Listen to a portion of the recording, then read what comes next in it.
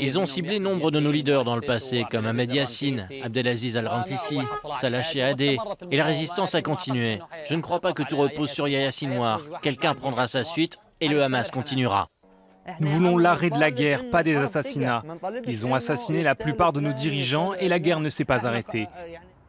La guerre de Israël et Hamas. Bienvenue sur notre chaîne. Aujourd'hui, nous allons explorer le contexte du conflit entre Israël et le Hamas. Pour ne manquer aucune vidéo, n'oubliez pas de vous abonner et d'activer la cloche pour recevoir des notifications. Le conflit entre Israël et le Hamas a débuté le 7 octobre 2023 avec l'attaque surprise du Hamas contre Israël. Depuis, les opérations militaires israéliennes se sont intensifiées avec un siège complet de la bande de Gaza. Contexte historique. Le conflit entre Israël et le Hamas trouve ses racines dans la création de l'État d'Israël en 1948, qui a entraîné le déplacement de milliers de Palestiniens. Cette période a vu l'émergence de mouvements de résistance palestiniens, dont le Hamas, créé en 1987. Causes du conflit. Les causes du conflit sont multiples et complexes. On peut citer le conflit israélo-palestinien, une question de territoire et d'identité nationale, l'arrivée au pouvoir du Hamas, un changement de leadership qui a radicalisé la résistance palestinienne, la situation humanitaire à Gaza, une crise qui a exacerbé les tensions entre les deux parties. Conséquences humanitaires.